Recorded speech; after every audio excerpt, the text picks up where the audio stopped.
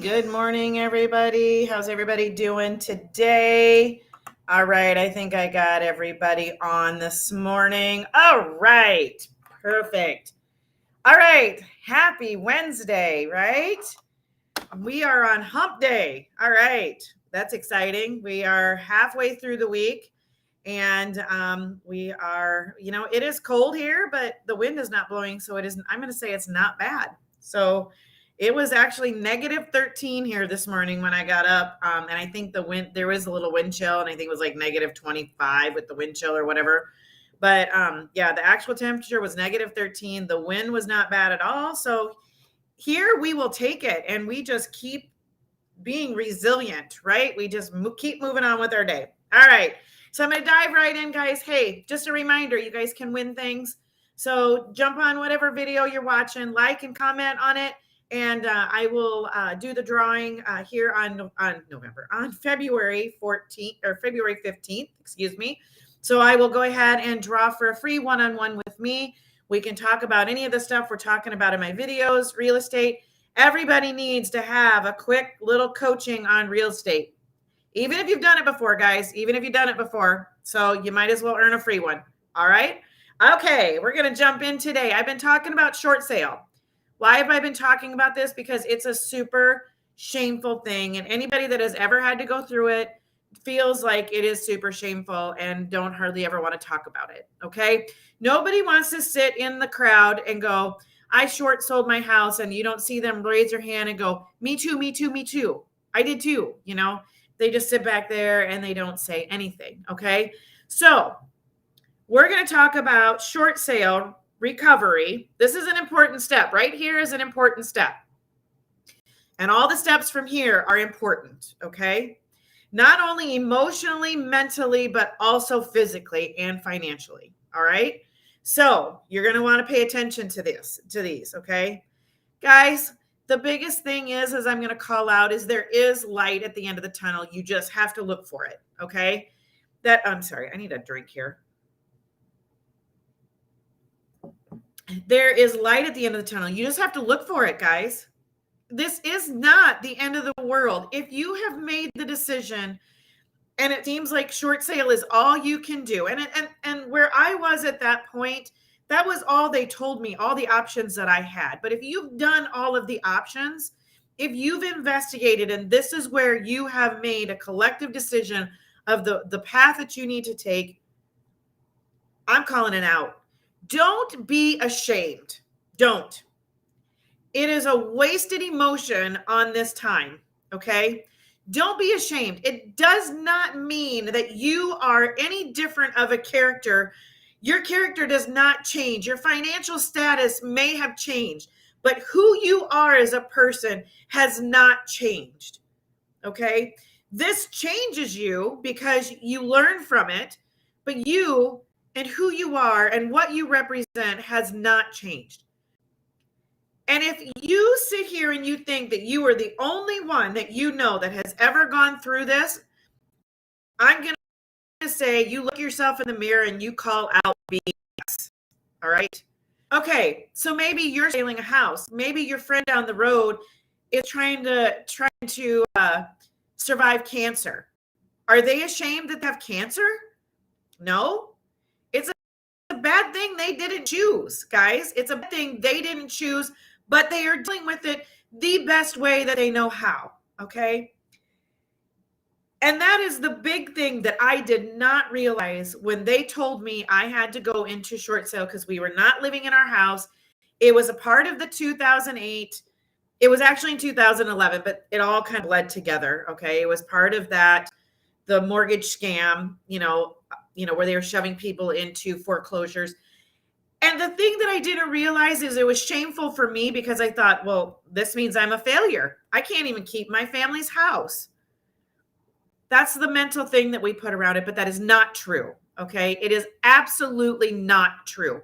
I was put into a situation that I had to deal with, and I was dealing with it the best way that I know how. And you know what?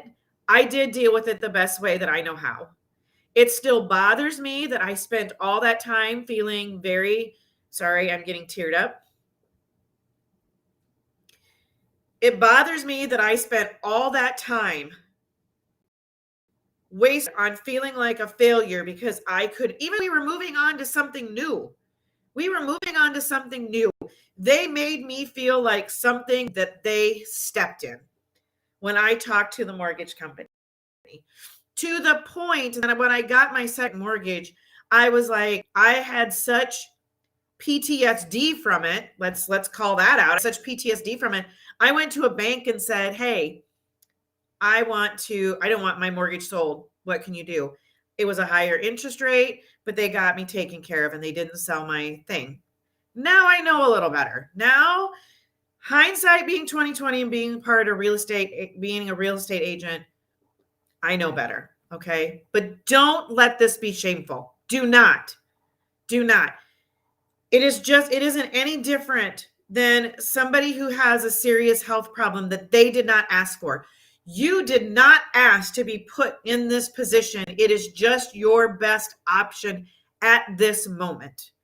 And in only a moment in time, 7 years down the road, 10 years down the road, it ain't gonna matter at all. And it took me 10 years, because it's 10 years now, actually 11 years. It took me 11 years to figure out it don't matter. Sorry, bad grammar, just trying to make a point. Okay. And I don't mean to be yelling at you guys, but when I get amped up about something, I get a little amped up about it. So don't feel shameful, guys. That is my biggest takeaway from today. And that is the most important part of this. Okay. The other little tidbits that I'm going to tell you is, guys, if you are starting in a short sale, I hope you have gotten yourself a real estate agent that is familiar with this process to help you sell. Okay. Do it. If you haven't, do it. Go out and find yourself somebody in the area that specializes in short sales, guys. You'll be thankful you did. They will help take the stress off. I promise. Okay. And start looking for a place to rent. All right. Start looking for some place to rent, but you're not in a hurry, guys. You do not have to be out of your house until they close on it. So you're not in a hurry. Don't sweat it at this point. You go about and you live your life and you keep your eyes peeled for even if it gets on the market and sells, you have 45 days to move out, roughly. Okay. Short sale usually takes a little longer than that to close. So you probably have a good 2 months to find some place and get moved out. That's when you panic. Okay. Not panic, but that's when you put some urgency behind it. Okay. All right. So start looking for a place to live. You don't need to move out yet. Okay. And in fact, I can recommend that you don't. Okay. I recommend that you don't. That was the biggest mistake I made is I found myself, I'm glad I did. Don't get me wrong. But it was one of the biggest mistakes I made is I shouldn't have told them we had moved out. I should have, because we had the lights and everything on. We were still paying the bills, but they felt like we were just abandoning the place, which we weren't. Okay. We were just trying to get it sold. That's why they shoved me into a short sale. All right. And yes, this is going on your credit. And we are going to talk about this more later on, but don't sweat now, guys. Don't sweat it. This is going to be part of what I talk about here in the next bit, because this is how I came out of it. And guys, in 4 years, I bought a house with a mortgage. So think about it. If you're losing, what's 4 years? What's 5 years? What's 3 years? I probably could have done it in 3, So there is ways around it. But guys, my other important thing is still pay whatever you can don't just quit paying on the property. Okay. Keep paying what you can on there, even if it's just the principal and the insurance, or I'm sorry, the taxes and the insurance. Even if it is just that, pay just that. Okay. Because then you have insurance on the house in case something happens. Kind of an off little story.